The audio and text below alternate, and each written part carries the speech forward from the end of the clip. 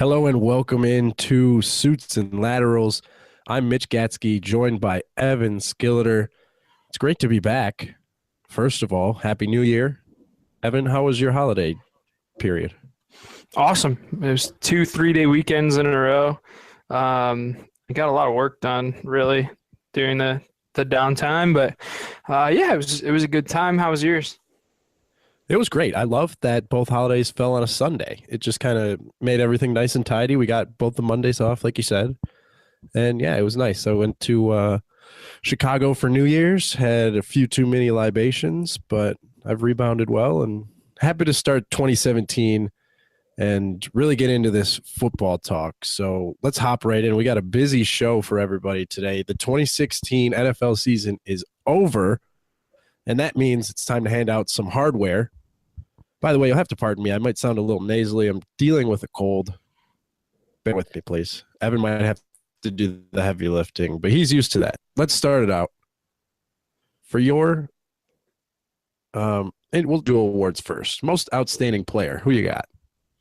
I have Julio Jones, most outstanding player, which is different than most valuable player, and I'm sure we'll both get to that here in a second. But most outstanding player, Julio Jones. Incredible year for Julio Jones. 1,400 receiving yards. 14,000 yards. 14,000, yeah. Bunch of touchdowns, 6 touchdowns. Just a really a great year. I think he only had 1 or 2 weeks that were lackluster, but other than that, very consistent. A couple 100-yard games. I think he had that 200 or 300-yard receiving game at some point in the year. So I give it out to Julio Jones. Yeah, that huge performance that he had certainly helped him to average over 100 yards per game. That was tops in the league. There were only 2 other receivers who averaged over 90 yards per game receiving, so that was impressive. He only played in 14 games. He missed a couple due to injury. He averaged 17 yards per catch. There were 3 above him, but none of them had more than 56 grabs. So, yeah, I mean, just in terms of standing out from the competition, had to be Julio Jones for me. Absolutely. Now explain the difference between most outstanding player and most valuable player. Well, I would say the way that I look at it, most outstanding is just the guy that jumps off the screen at you. You look at his numbers and you say, well, he can't be denied. And Mitch, take a pause real quick. It's not going to happen. It's going to go to a quarterback. Mitch. Yeah. Pause for a second and let the internet catch up to you. You are going too quickly for the internet to keep up. What does that mean? That means that for some reason, as we record this, and it's actually technically being streamed live and recorded, your internet is kind of lagging behind your voice, and so it's kind of tripping around. And I just want the listeners to fully understand what's going on. So interesting. Just thought we'd give the internet a chance to catch up. But to summarize, the most outstanding player is, and you can correct me if I'm wrong, the most outstanding player is the guy who has the best consistent performance throughout the year. The most valuable player is the guy that means the most to his team that the team wouldn't do as well without. Correct? Correct. The way I look at it, MVP, if you take Julio Jones off of the Falcons, I think there's still a pretty high-powered offense. You know, sure, their production would probably be declined, but I'm sure there would be some receiver who could pick up the slack. And if, as we transition toward MVP, my point really is if you take Aaron Rodgers off the Packers, they don't come anywhere near the playoffs. This guy has got to be the most valuable player in the league. What say you? I got Matt Stafford, man. And I know you probably tried not to pick him because that's your, those are your Lions. But if you take Matt Stafford off the Lions, I feel the exact same. I don't mind your pick whatsoever. But if you think about it, Matt Stafford, he's been great for a very, very long time. But he's always struggled. The team has always struggled. And all of a sudden, Matt Stafford's playing lights out, passing the ball around, distributing it well, and look at where the Lions are now. They're finally doing something. They're in the playoffs with a chance now at Seattle. That's going to be a tough game, but you take Stafford off the team, and I think you have a whole nother story for their season. It's very interesting. If you reverse the result from last Monday, whatever. I think it was Sunday night when they played. It was a long weekend, but it was Sunday night. Right. Okay. Packers and Lions. The Packers go into Detroit. They get the win. They win the North. If that doesn't happen, if the Lions find a way to win and Stafford has a good game, they had to give him just the way that things happened down the stretch. I mean, Aaron Rodgers led his team to 6 victories. He called his shot in doing it. They won 3 games on the road. They beat 3 playoff teams, and they beat each team in the division. He threw 15 touchdowns and 0 interceptions in those 6 games. That's just, I mean, what he did is just put the definition of putting the team on his back and carrying them into the playoffs. I am with you, man. I do agree that what he did was incredible.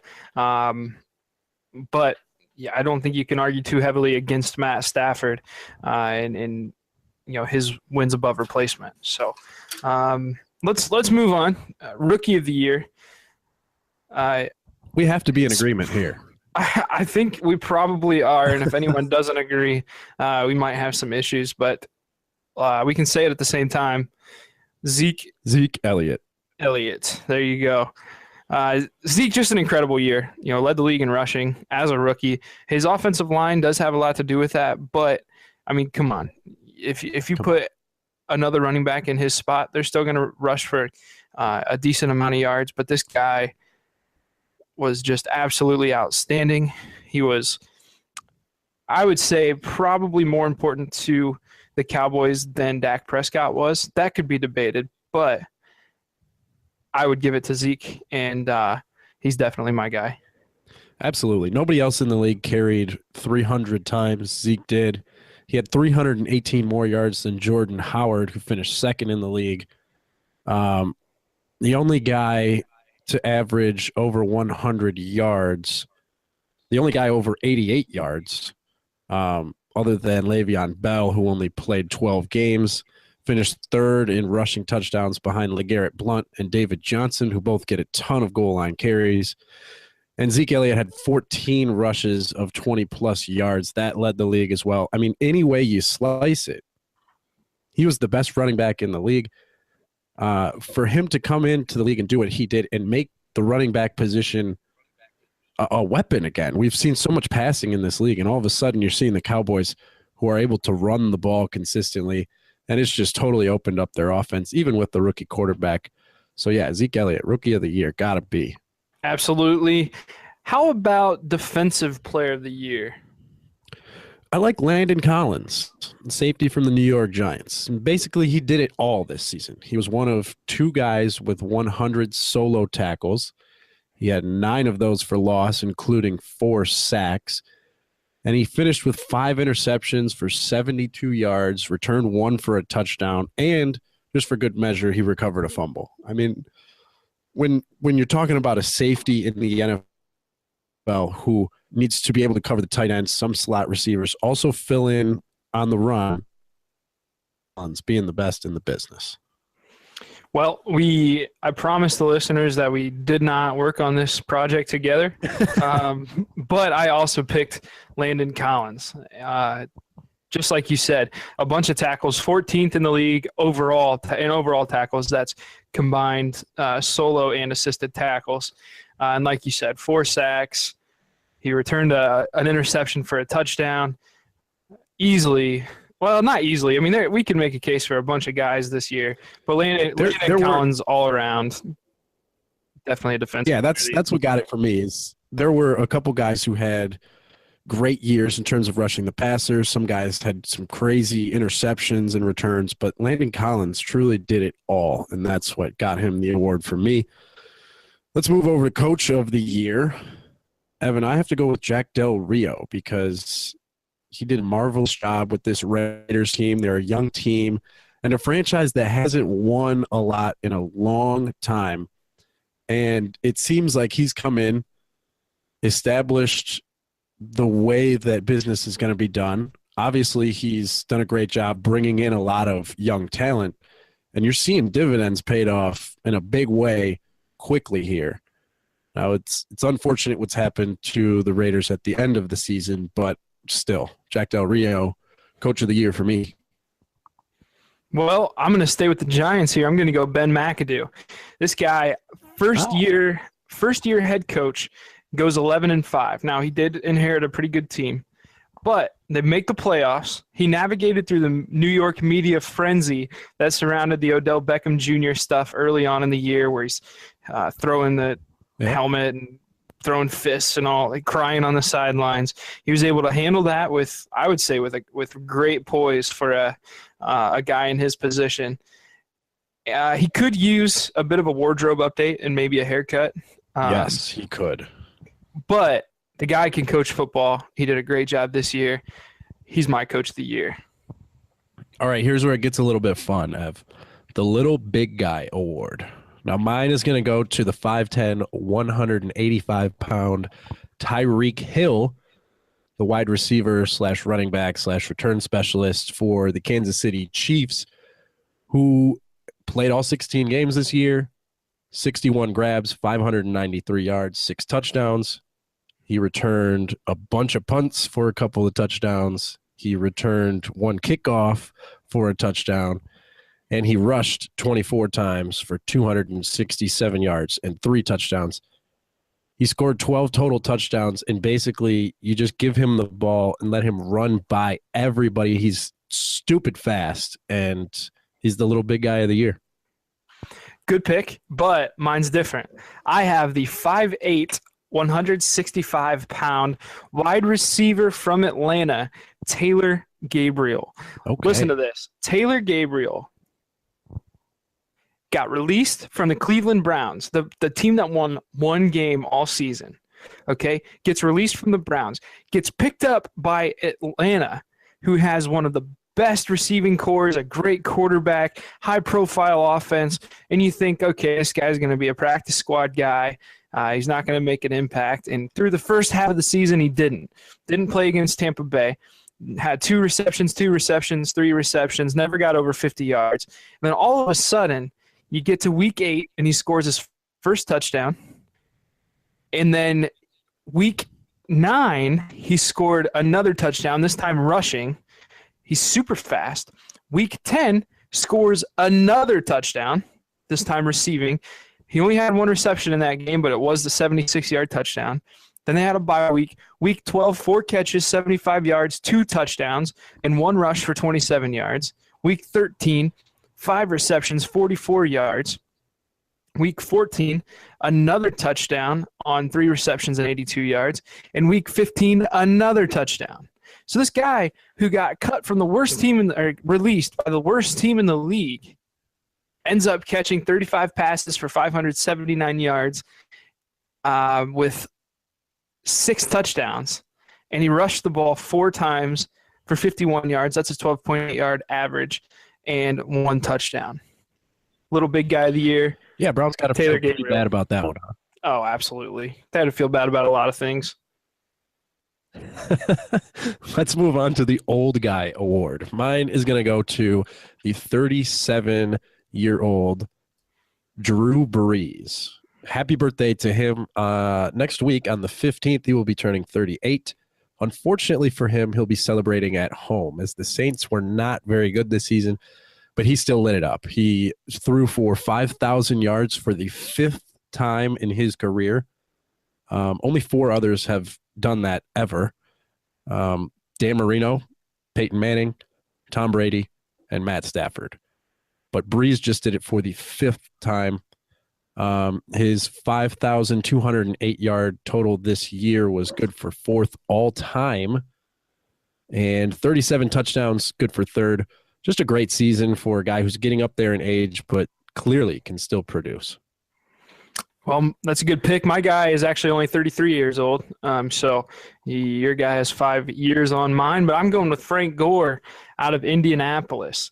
Frank Gore, 33 years old on a team that doesn't really block, was able to rush for 1,000 yards, 1,025 yards, and 4 touchdowns this season. He also caught a couple passes out of the backfield, but nothing too crazy. He did catch 4 touchdown passes, but this guy, 33 years old, taking a lot of hits, but rushed really hard for the Colts, and he's my old guy of the year. The best story, and my thinking behind this is just to highlight some guys who, at the beginning of the year, you probably would not have thought that they'd get much time on the field at all, but they proved themselves this season, and nobody better in that category, in my opinion, than Jordan Howard, the Chicago Bears running back. He was drafted this past season in the 5th round, 150th overall, and he was really the only highlight of the Bears season. As I mentioned earlier when we were talking about Zeke Elliott, Howard finished 2nd in the league in rushing, and he had 7 100-plus yard games. It was just a great year for the rookie, and I'm terribly excited to see him next season twice against the Lions. Well, that's a good pick too, but I'm going with Jay Ajayi. Ajayi, once a 3-star recruit, went to Boise State, left school early. He was drafted in the 5th round. This is his 2nd year, so he was drafted 2 years ago in the 5th round. He was hurt for most of last year, his rookie season, and then this year, supposed to start after Lamar Miller left in free agency, but sent back a step on the depth chart to make way for Arian Foster. Ajayi was deactivated for the season opener. Then he went on to rush for 1,272 yards and 8 touchdowns, including 2 back-to-back 200-yard games in Week 6 and Week 7. So we're talking about a guy who thought he was going to start, then lost his starting job, had a terrible attitude about it. Coach deactivated him, made him sit and stay home for an away game in Week 1. And he came back with a vengeance and terrorized the opponents. Played great. Jay Ajayi has my vote for best story. He really did. And to boot, those 2 200-yard games that he had in back-to-back weeks, if I'm not mistaken, the Dolphins won those 2 games, and that kind of turned their season around. And from there, they've parlayed that into a playoff appearance. And, yeah, I think Jay Ajayi's great pick there. A lot to do with Miami making the playoffs this year. Right. Let's move on to most disappointing. This was an easy one for me. It's got to be Cam Newton. 53% of his passes, just 19 throwing touchdowns, 14 interceptions. He was sacked 36 times. Evan, what do you have to say about Cam Newton's season? Man, Cam Newton was awful this year. They had the same offensive line, and for some reason, same offensive line as last year, that is. And for some reason, they couldn't get it done. Cam barely had any time back there. He was taking some big hits, and obviously he was irritated about a lot of those, and we heard about it through the media all year. Super Bowl team from last year doesn't even make the playoffs this year. That's definitely a very disappointing story. However, I am going with Ryan Fitzpatrick. So Fitzpatrick, in the offseason, signs a 1-year, $12 million contract. This guy got $12 million to throw, let's see, what was it? 12 touchdowns and 17 interceptions. Okay. Yeah. Come on, man. That's not a phrase that I use because, the 4-letter network guys take that. Come on, man, whatever. But, I mean, seriously, come on. You signed that big of a contract, and you come out and you're absolutely terrible. And then, of course, a couple maybe halfway through the season, he gets benched and then comes back because of an injury to Geno Smith. And he comes out in the media and says it's really tough to walk around and to play hard and do well when you don't have the support of your coach or the support of your owner. Well, guess what? You're not going to get the support of your coach and your owner when you suck terribly After they said they'll pay you $12 million for the year. Absolutely horrible. I mean, this guy went to Harvard. He should be smart enough to know that no one's going to be behind him when he's pissing all over the field. It's terrible. I think he needs Most to shave his disappointing. beard. That's what it is. I don't know. Samson got his hair cut and lost all his strength. Maybe that's what it takes, though. Maybe it's reverse psychology there. Let's move over to the team awards. And this is kind of in the same vein as most disappointing. The shame on you. Who do you got? I got. Can you guess? The Browns would be Nah, my first guess. But that's a good guess. But it's just not so right. bad that it's kind of not fun to pick on them. Right. So I talked at the beginning of the year about how great the Jaguars were going to be. Yes, you then- did. And then clearly that didn't work out. So shame on the Jaguars. So many pieces in place on offense. Yeah, Robinson, Hearns, Yeldon, Ivory, Blake Bortles should be better than he is, and he's not. Plus, they spent a lot of money on defense, and they still couldn't win. Too many offensive line issues for that team. They had to fire their coach, Gus Bradley. Just a terrible, terrible season for a team that really shouldn't be that terrible. So shame on the Jaguars. What about you? I got to go with my Lions. They slid from 9-4 with a in position for a playoff bye to 9-7, just sneaking a wild card spot thanks to the Giants' win over the Redskins last weekend. I mean, it was so wide open. It was so for the taking for the Lions after Thanksgiving. But Aaron Rodgers and the Packers come roaring back, and the Lions can't win 3 games to seal the deal. So shame on you, Detroit Lions. Shame on you, Lions. How about the most tragic story of the year? The most tragic for me has to be the Oakland Raiders losing Derek Carr and then the AFC West in back-to-back weeks has to be just a total gut punch to a team that's taken a huge step forward. Now, they've still got a playoff game, but they do have to go on the road to Houston. Be very interesting to see how Connor Cook and the boys handle that one. But, yeah, just a tragic end to a great season for the Oakland Raiders. That's also what I put in that spot. Awful news. I was so looking forward to seeing them in the playoffs. I was loving what Derek Carr was doing, and that injury just absolutely stinks. And hopefully there's not a lasting impact. You know, sometimes you see those knees go out like that, and it just changes a guy's career completely. So I'm really hoping that's not the case. But I do want to go over something. Okay. So this is the first time in the Super Bowl era that a quarterback is getting his debut start in the playoffs. Interesting. All right. Connor Cook has never started a game before. He's the first one to get his first start during the Super Bowl. Now, on a similar note, in playoff games where the starting quarterback was not the team's regular starter for the season, I want to kind of go down memory lane here, okay? In 2015, just last year, A.J. McCarron started for Andy Dalton. That didn't go well. They lost to Pittsburgh, right?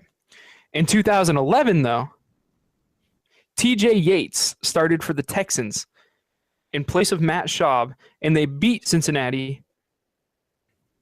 Okay? So that's a win. That's awesome.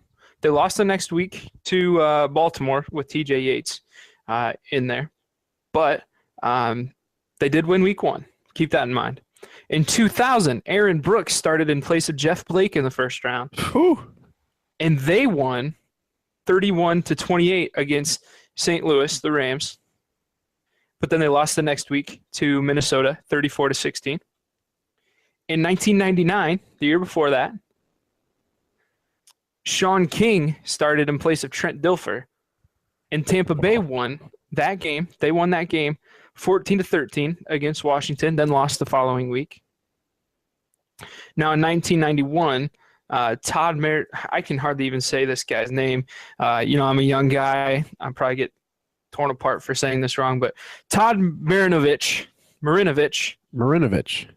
there we go, started in place of Jay Schrader, and they lost. And then 1986, Doug Flutie started for Chicago in place of Jim McMahon, and they lost. But then in 1976, Pat Hayden started in place of James Harris for the LA Rams, and the Rams won. So look what do at we this. make of all this, Evan? What you make of it is that out of 1, 2, 3, 4, 5, 6, 7 times that a backup quarterback started the playoff game, 1, 2, 3, 4 of those times, that team won in the first round. But we took way too much time on that. Just keep that in mind as we move forward. How about the most pleasant surprise? The most pleasant surprise, I'll keep it short and sweet. It had to be the Tennessee Titans for me. I didn't expect a whole lot from them. And Marcus Mariota, Derrick Henry, I like what I saw, and I'm intrigued for next season.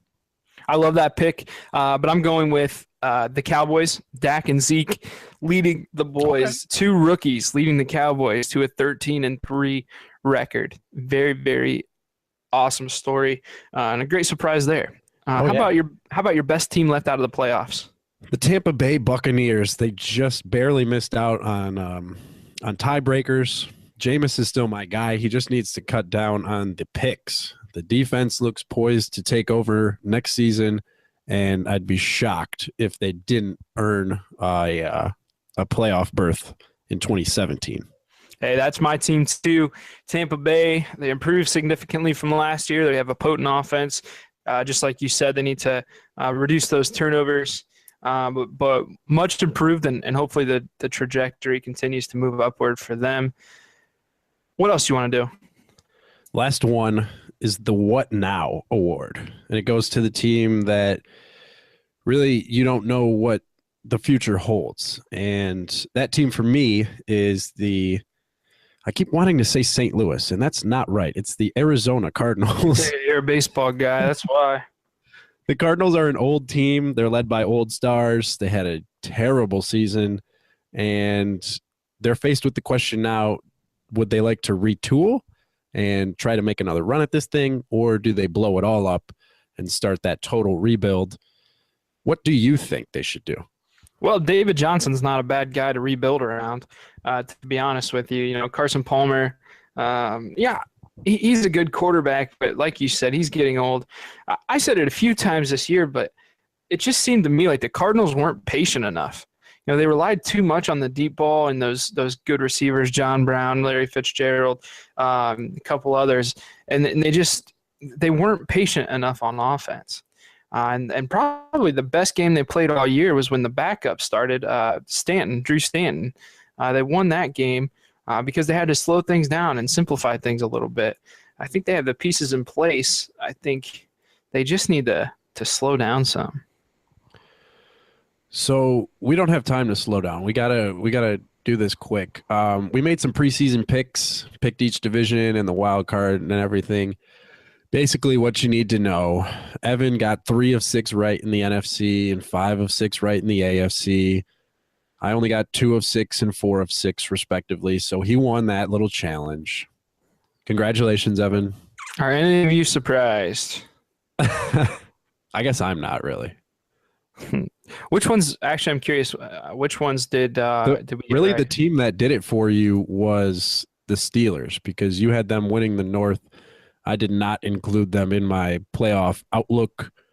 And yeah, I think that was the team. Just some highlights here. We both picked the Cardinals, both picked the Panthers to win their division. That obviously didn't work out. But yeah, we're pretty solid in the AFC.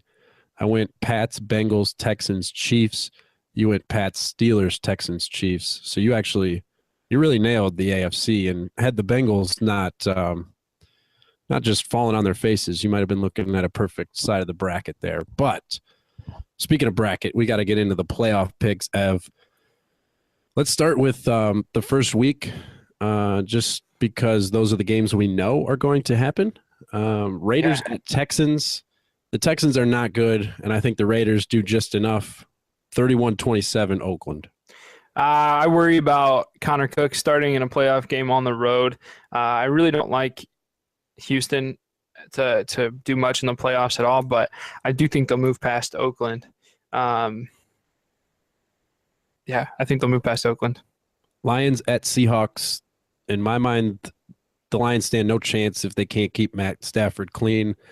And I'm not sure they can against that Seahawks pass rush. 27-13 Seattle. Yeah, I'd really like to see the Lions win, but I don't think they'll be able to power past the Seahawks D and the 12th man out there in Seattle. I'm not going to give you a score, but I'll definitely take the Seahawks. Dolphins at Steelers. I'm still not going to pick the Steelers just because I'm stubborn. I'm going to go with the upset, Man. 20-19. Look, Pittsburgh's they're the 10-point favorites for a reason. They're a great they're a great playoff team, great playoff quarterback, and I think the steel curtain's ready to rock. And I think that's an easy pick for me, Steelers. Giants at Packers, and I'd love to go against the Pack, but Aaron Rodgers is just too damn good right now. Give me the Pack, 37-29. Yeah, go Pack, go. It's playoff time at Lambeau Field. Aaron Rodgers is on fire. I love the Packers in this one. All right, so this is where it's going to get a bit different because we picked different winners, and of course the NFL reseeds after that first round of the playoffs. So in the AFC divisional round, I have Patriots over Dolphins and Chiefs over Raiders. What about you, Ev? Yeah, so mine looks different because I picked Pittsburgh.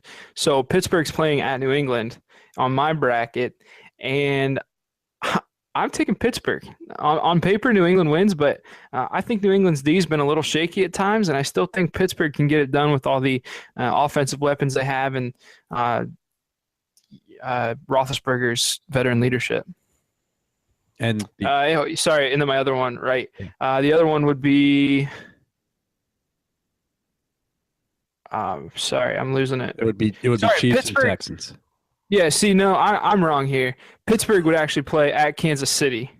Okay, so you got in that one. Yeah, sorry. I have Pittsburgh in that one. I have New England against Houston. New England wins that one. Easy pick. Okay. But I like Pittsburgh against Kansas City. Okay. At Big Ben, I mean, pretty much for all the reasons I just told you. Yeah, it doesn't matter who they're playing. You're just taking the Steelers, apparently. In the NFC divisional round, I got the Cowboys over the Packers in a very close game. I wanted to take the Packers, but I think Ezekiel Elliott will end up winning that one, actually. And the Falcons over the Seahawks. Something tells me that this is the year for Matt Ryan to finally get that playoff win. He's been very impressive, and I think the Seahawks are vulnerable. So I'm going to go with the Cowboys and the Falcons to meet up on the NFC side. How about you? Yeah, so I'm looking at Green Bay against Dallas. I'm taking Dallas. Same reasons as you. And then I have Seattle and Atlanta. Correct. And I think Seattle's defense will be able to stop Atlanta's offense. Okay. I really do like Atlanta, and I would like to see Atlanta win. But I don't really have faith in Matt Ryan to get it done in the playoffs. And Seattle's defense is just very good. That's interesting. We kind of have we have the same feelings, different teams in that one. Because I would like to pick the Seahawks, but I think that the Falcons get it done somehow. Okay. So then we move on to the conference championship, right? Yes, sir. And so you have Atlanta and Dallas? Correct. I've got Atlanta and Dallas in the NFC side, and I'm going to give the edge to Dallas. They just, I to stumble, and they just didn't the whole season. So I'm going to ride them out and see what happens. Yep, I have Seattle and Dallas, and I'm taking Dallas as well. I think a lot of people will probably take Seattle in that game, but I have a lot of faith in the Cowboys. They'll have to be methodical. They'll have to run and pass well. They've done that all season, and I think they have the tools to do that. So I have Dallas winning that and going to the Super Bowl. Okay, and then the AFC, you have the Patriots versus the Steelers, if I'm not mistaken. Yeah, and I actually already gave away my pick, but on paper New England wins, but I'm taking Pittsburgh. I think they have some good weapons, and like I said before, New England's defense is shaky at times, and you can't be shaky against a team that can score with multiple guys in multiple ways. And I've got the Patriots over the Chiefs. Experience factor, I think. Andy Reid has turned the Chiefs around, but they're still not ready to win at that high level, I don't think. So that brings us to the Super Bowl, Ev. Who do you have playing and who do you have winning? I have Pittsburgh against Dallas. Now, this, I said before, I'm a young guy. I'm not real familiar with the history of football when you talk the 60s, 70s, 80s, But I Sure. know that a Pittsburgh versus Dallas matchup is classic football. That would be huge. And I would love to see that game. I think we will see that game, and I'll take Dallas to win that. Okay. Dallas, Okay. they'll have to control the ball. They'll have to limit mistakes, but I think they'll get it done. I'm going to go Patriots over Cowboys. See, that's such an easy pick. Well, yeah. That's the cop out. You could pick that at the start of every playoffs. You could pick Sure. the Patriots at the start of every playoffs for the last 10 years. Sure. Sure. All right, And go most, ahead. and most times I'm right because you can't count Tom Terrific out. I mean, Tom Brady is money. He's the best quarterback to ever play the game. I'm expecting another instant classic Super Bowl. We've been blessed with a lot of great Super Bowls in the past years. I think this is going to be the best one of them all just because the clash of styles that we're going to see. But in the end, I got to go with Tom Brady, Bill Belichick, and the New England Patriots, Super Bowl champs. It's cool. What a boring pick. Hey, boring gets the job done, my friend. Okay. Particularly well, in football. So. Well, okay. If we go by records and who does better with picks, I think you probably should pick the Cowboys. Well, we will see. And we should come back next week and revise our picks because I'm sure one of us is going to get some game wrong, and it would be fun to get a little bit in depth into the divisional round playoffs. We just didn't have much time to get into the wild card round today. We had a full show, as you can tell. Find me on Twitter at Great Gatsky. Tip handsomely and support your local businesses, and say please and thank you. And you can find me on Twitter. What? And have a great week. Yes, have a great week. We're glad to be back. We're coming at you with little notice, kind of like a thief in the night. And hopefully we've been stealing your hearts all year. And we'll see you again next week. Until then, stay right and stay real.